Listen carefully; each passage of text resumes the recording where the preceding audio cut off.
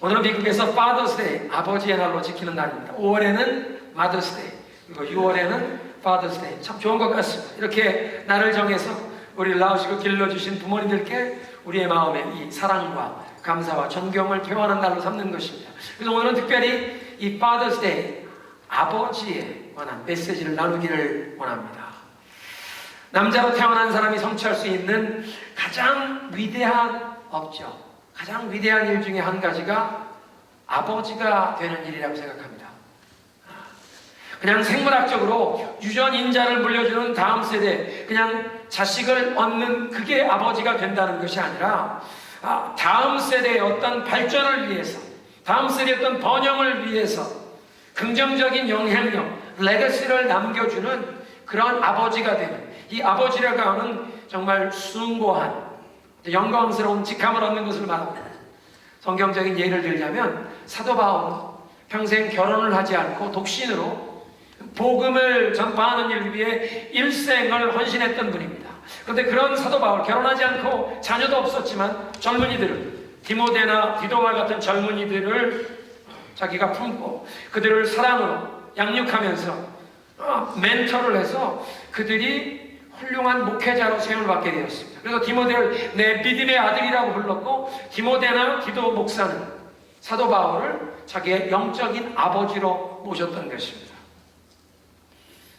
그러니까 반드시 결혼을 해서 육신의 자녀를 얻는 그런 아버지를 얘기하는 것이 아니라 다음 세대를 사랑과 진리로 품고 그들에게 이 하나님의 축복의 통로가 되어 이 다음 세대의 사람들이 그 사랑받은 것으로 인해서 아버지로 대접해주는 그런 위치에 이르는 것이야말로 남자의 인생에서 가장 위대한 성공이라고 하겠습니다. 무엇보다 예수님께서 하나님을 하늘에 계신 우리 아버지라 부르도록 가르쳐 주셨기 때문에 하나님을 아버지로 계시되었다는 것은 우리 이 세상에 아버지라는 이 직함을 가진 사람들은 각 가정에서 하나님 아버지를 대리하는 굉장히 부담스러운, 그런 어떻게 보면 가장 영광스러운 그런 직함을 받은 줄로 믿으시기 바랍니다. 하나님을 아버지라고 부르는데 그 아버지라고 불러야 할 하나님을 각 가정에서, 각 가정의 아버지가 그 하나님의 대리자, 하나님을 대표한다는 것입니다. 그렇기 때문에 아버지의 영향력은 엄청난 것입니다. 아버지의 영향력이 이 자녀들의 또 가정의 미래를 좌우하기에 그 아버지의 영향력이 한 가정뿐 아니라 한 사회, 한 국가의 장래를 좌우한다고 하겠습니다. 여러분, 인간 사회와 동물 세계에 다른 것이 무엇이 있겠습니까? 동물 세계에는 인간 사회에서 보는 아버지와 같은 존재가 없다는 것입니다. 동물 중에도 수컷이 암컷에 씨앗을 주고 잉태하게 하면 그 새끼가 태어나서 그 다음 세대가 자랄 때까지 보호하고 먹이를 물어다 주는 그런 수컷은 있지만, 그러나 우리 인간 사회에서, 우리 가정에서 보는 아버지의 역할을 하는 그런 존재는 없다는 것입니다. 아버지란 우리 가족과 자녀들과 함께 살면서 내가 정말 인생에 중요하게 여기는 나의 가치관, 우리 가문의 전통, 이 인생관을 다음 세대에게 물려주려고 하지 않습니다.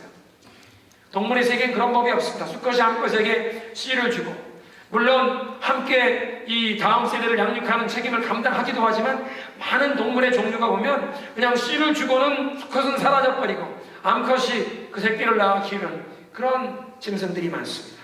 그래서 생물학자들은 동물의 세계에선 애비가 없어도 새끼는 잘 자란다, 그런 말을 합니다. 그런데 우리 인간 사회는 없습니까? 어떻습니까? 아버지가 없어도 자녀들이 잘 성장한다고 얘기할 수 있겠습니까?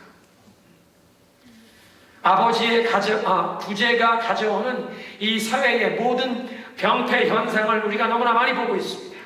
특별히 성장기에 있는 자녀들이 이 아버지와 어머니의 사랑이 필요한데 아버지의 사랑을 받지 못하고 자라면서 자신감이 없어지고 그 정서가 불안정해지고 다른 사람을 배려하는 마음이나 이 친화력이 부족한, 그래서 많은 문제를 가져오고 있다는 것을 우리는 이제 여러 연구 결과를 통해 알게 되었습니다.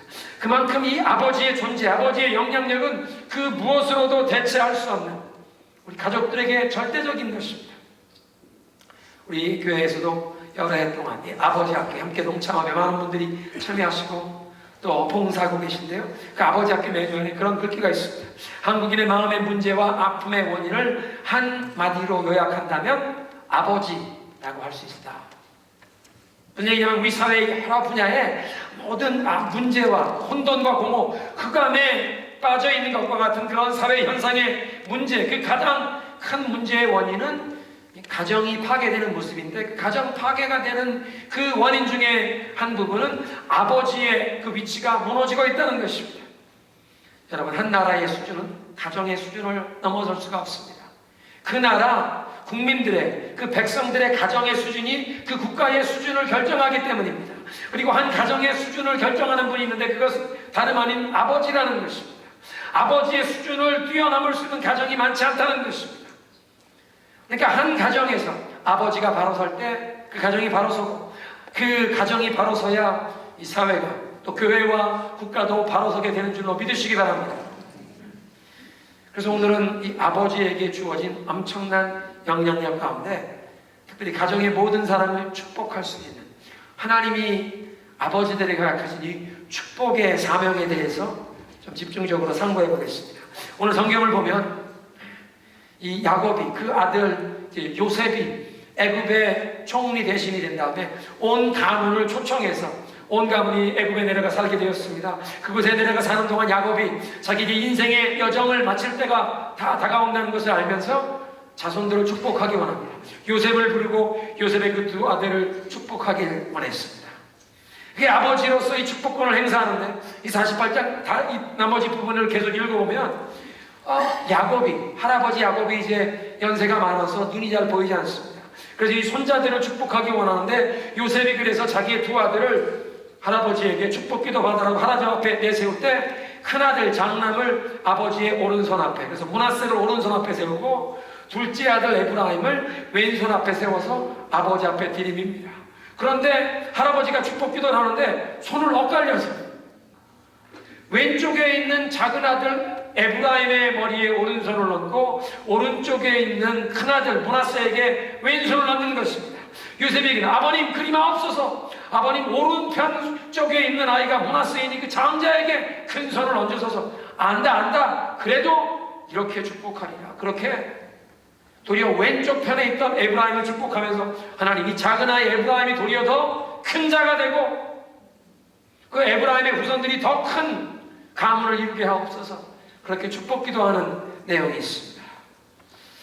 자손들을 위해서 여호와의 이름으로 축복 기도를 하는 아버지나, 또 그 할아버지의 기도를 받으라고 자기 아들들을 들이미는 그 요셉의 그 반응을 보면 아버지가 기도하는 그 기도의 내용이 그대로 이루어질 것이라는 것을 추호도 의심하지 않습니다. 사실 야곱은 이 아버지의 축복이 자기의 인생에 그대로 이루어진다는 것을 확신했기에 그 아버지의 축복을 자기가 받으려고 자기 형 에서에게 장자권을 팥죽 한 그릇에 팔라고, 이 형제간의 우애도 없는 이 사기치듯이 팥죽 한 그릇에 장자권을 넘기시오.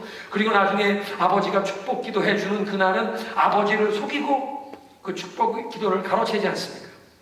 축복 기도를 그렇게 가로채서 빼앗긴 에서, 형이 쌍둥이 형 에서가 동생 야곱을 죽이겠다고 해서 이제 야곱은 집을 떠나 멀리 수천 리 떨어진 이 외삼촌 집으로 피난을 가야 하지 않습니까? 빈손으로 도망을 가야 했습니다. 빈손으로 그렇게 피신을 가서는 그 이후로 생전 어머님을 다시 뵙지는 못합니다.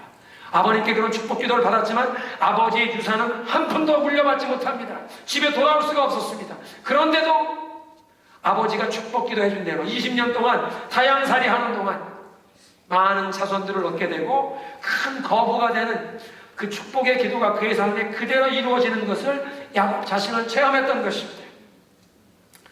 그래서 이 창세기를 보면 아버지가 자녀를 위해 축복 기도했던 내용들이 그대로 이루어지는 것을 보게 됩니다.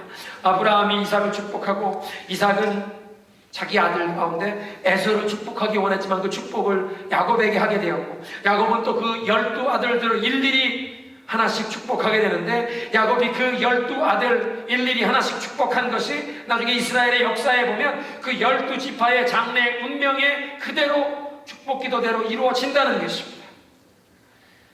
이런 성경적인 예를 보면서 우리는 아버지의 축복권이 엄청난 영적인 실체라는 사실을 깨닫게 되는 것입니다. 보통 우리는 축복기도는 제사장이 하는 것으로 알고 있습니다. 그래서 우리 목사님들에게 축복기도를 받으려고 하는 것입니다. 그런데 인류의 모든 것의 출발과 근원을 보여주시는 창세기를 보면 각 가정에서 아버지에게 이 축복하는 권한을 하나님이 주셨다는 것입니다. 각 가정에 하나님께서 이 아버지들을 영적인 지도자로, 영적인 제사장으로 세워주셔서 각 가정은 아버지의 이 축복 기도를 받도록 그렇게 하나님이 세우셨다는 것입니다. 한번 따라하겠습니다. 아버지는 각 가정의 제사장이다. 아버지에게 축복권이 주어졌다. 믿으십니까? 아버지에게 이 축복권이 주어진 것입니다. 그래서 이 각 가정의 아버지에게 주어진 엄청난 영향력 가운데 이 가족 식구들에게 하나님의 대리자가 되어 하나님의 축복의 통로가 되는 이 엄청난 이 축복권, 이것이야말로 가장 큰 영향력이 아니겠습니까? 여러분, 그렇다면 이 엄청난 이 영적인 이 책임, 이 원리, 이것을 우리 삶에 어떻게 적용해야겠습니까? 먼저 우리 아버지들은 하나님께서 우리에게 주신 이 엄청난 특권이나 사명인 축복권을 지금까지 우리가 소홀히 해왔던 것을 뉘우쳐야겠습니다. 아버지인 우리들이 우리 가족들을 위해 더 많이 축복 기도를 하지 못함으로 말미암아 우리 가족들이 하나님의 축복 받아들일 것 중에 놓치고 있는 것이 있다는 사실을 우리가 인정해야 한다는 것입니다. 그래서 지금부터라도 하나님께서 나를 우리 가정의 영적인 지도자로 제사장으로 세워주시고 나의 기도를 통해 우리 가정의 축복이 흘러가게 하셨는데 지금까지 이 축복 기도를 제가 부지런히 하지 못했습니다. 성실하게 하지 못했습니다. 지금부터라도 내가 우리 가정의 영적인 제사장이 되겠습니다. 사도 바울이 우리 디모데 목사님에게 얘기한 것처럼 그러므로 내가 원하노니 각처의 모든 남자들이 그들의 거룩한 손, 다툼과 분쟁이 없는 거룩한 손을 들고 아버지께 기도하기를 원한다. 거기 다툼과 분쟁이 없는 손, 특별히 여기에 이 분쟁이라는 말, 이 영어 성경엔 violence라고 썼는데요. domestic violence, 집안에서 폭력을 행사하지 않는 깨끗한 손이라는 뜻입니다. 가장이 아내나 자녀들을 폭력을 행사하면 아니 된다는 뜻입니다. 그렇게 폭력을 행사하는 손은 하나님 앞에 들고 축복 기도를 구할 수 없는 더러운 손이 되는 것입니다. 폭력이 없는 깨끗한 손을 하나님께 들고 기도하여 그 아버지들이 손을 들고 기도하는 그 기도를 통해 우리 가정에 축복이 흘러가야 할 줄로 믿습니다. 그래서 하나님께 기도해야 합니다. 하나님, 나를 영적인 제사장으로 세워주셨사오니 이제부터라도, 오늘부터라도 내가 믿음으로 기도할 때 하나님 나의 기도를 통해 우리 가정에 하나님의 축복이 예수 그리스도 이름으로 흘러가게 하여 주옵소서. 나를 더욱 정결케 하여 주시고 그래서 하나님의 축복이 나를 통해 막힘없이 우리 가정에 흘러갈 수 있도록 나를 더욱 영적인 제사장답게 정결하게 세워주시옵소서. 우리 가정의 영적인 질서가 회복되게 하시고 하나님 나의 영적인 권위를 우리 가정 안에서 세워주옵소서. 그래서 나의 기도를 통해 우리 아내, 우리 자녀들, 우리 손자, 손녀뿐만 아니라 우리 가정의 형제들, 조카들까지 우리 온 가문이 우리의 기도를 통해 축복을 누려야 할 줄로 믿습니다. 두 번째로 오늘 메시지를 우리 가족들에게 한번 적용해 봅니다. 각 가정에서 하나님의 대리자로 우리 아버지들을 세워주신 것을 인정하면서 그 아버지에게 이 축복권이 주어진 것을 인정하면서 아버지를 통해서 하나님께서 베풀기 원하시는 그 축복을 우리가 받아 누려야겠습니다. 근데 이 아버지를 통해서 그 축복을 우리가 받아 누리려면 우리는 아버지를 용서해야 합니다. 이 세상에 완전한 사람은 없기에 우리의 아버지들도 허물과 부족함, 실수, 죄악이 있었습니다. 그래서 우리 아버지들을 용서해야 한다는 것입니다. 아버지들을 용서해야 그 아버지들을 통해서 우리에게 하나님께서 허락하실 그 축복을 우리가 받아 누릴 수 있다는 것입니다. 선교지에서 경험한 간증을 하나 드리겠습니다. 코코넛 나무가 많은 해변에 있는 한 마을을 방문하게 되었습니다. 전도 집회를 마친 뒤에 한 가정을 신방해달라는 요청을 받고 우리 남자들만 따라갔습니다. 집에서 귀신의 역사 때문에 온 가족이 고통을 경험한다는 것입니다. 이 집에 들어가면서 부적이 붙어있나 살피고 물었습니다. 이 가정에 처음 입주했습니까? 아니면 이 가정에 다른 사람들이 살던 집에 들어왔습니까? 우리 시부모님들이 이 집을 짓고 5년을 살다가 이사 나가시고 우리가 들어왔습니다. 그런데 얘기를 들어보니까 남편이 그 가족들을 제대로 부양하지 않고 제대로 돌보지 않는다는 것입니다. 그 마을에 이제 새로 교회가 개척되기 시작해서 이 여인이 이제 예배에 출석을 하는데 남편은 교회도 오지 않는 것뿐만 아니라 가족을 전혀 부양하지 않는, 돌아보지 않는 그런 남편이라는 것입니다.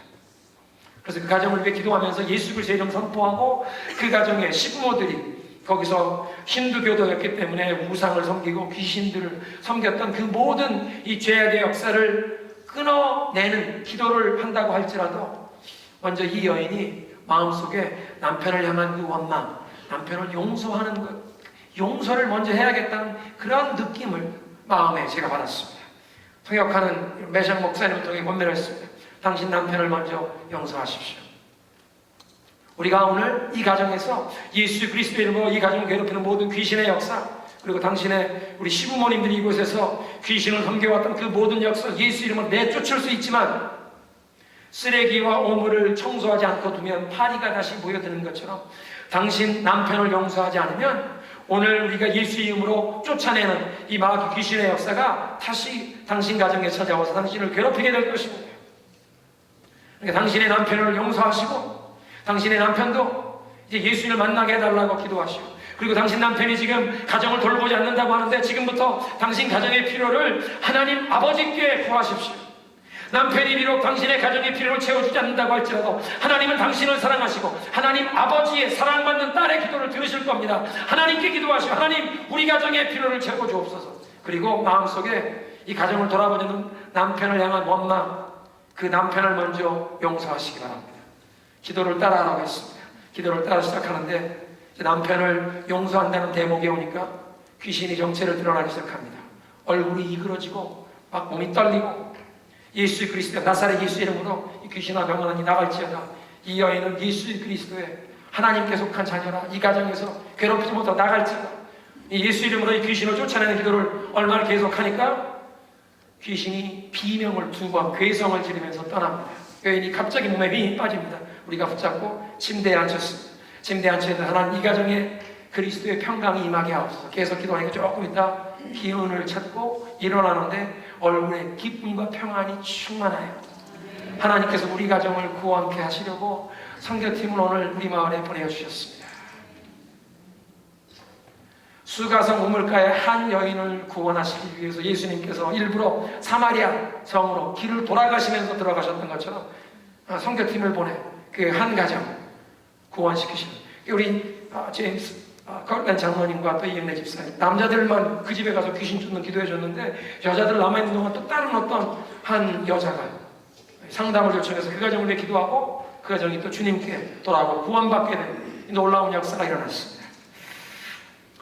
귀신의 역사가 예수 그리스도의 이름으로 쫓겨갔습니다.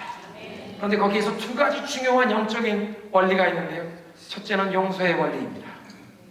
나에게 고통을 준 사람, 나에게 아픔을 준 사람을 용서하지 않으면 교회를 출석하는 사람인데도 예수를 믿는 사람일지라도 마귀에게 고통을 당하도록 자기 자신을 열어두는 것입니다. 복음서에 보면 이 바리새인들이 예수님을 귀신의 왕 바알세불의 힘을 빌어서 이런 이적을 행한다고 예수님을 비방하는데 거기에 바알세불, 귀신의 왕, 바알세불이라는 말의 뜻은 파리의 왕이다, 그런 뜻입니다. 파리의 왕, 파리 때의 왕이다. 우리 마음속에 용서하지 않는 마음, 누구를 미워하고 원망하는 마음 품고 있으면 영적인 쓰레기와 같아서, 오물과 같아서 파리떼가 모여들듯이 용서하지 않는 그 마음에 귀신의 역사가, 마귀의 역사가 와서 괴롭힐 수 있다는 것입니다. 용서를 먼저 하시고, 용서를 하시고 예수 그리스도의 이름으로 깨끗함을 받을 때 주님의 은혜가 임한 줄로 믿습니다. 두 번째 영적인 원리는 복음의 순종입니다. 복음의 메시지를 귀로 듣는 것만 아니라 그 여인은 그 자리에서 복음의 메시지를 듣고 권면을 듣고는 즉시 순종했습니다. 남편을 용서하겠습니다. 그리고 이렇게 복음에 순종할 때에 순종하면 주님의 보호와 공급의 그 은혜를 경험하게 됩니다. Submission and obedience. 순종하고 순복할 때에 protection and provision. 보호와 공급의 축복을 경험하게 됩니다.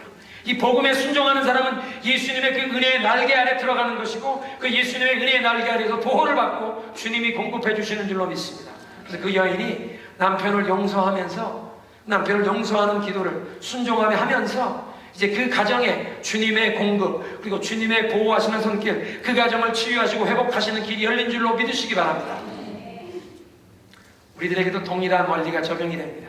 우리 각 가정에 이 영적인 질서가 회복되고 아버지들을 통해서 축복 기도를 하게 하시고 그 아버지를 통해 우리 가정에 임하는 축복을 경험하려면 우리가 허물과 부족함이 있는 아버지를 용서해야 한다는 것입니다.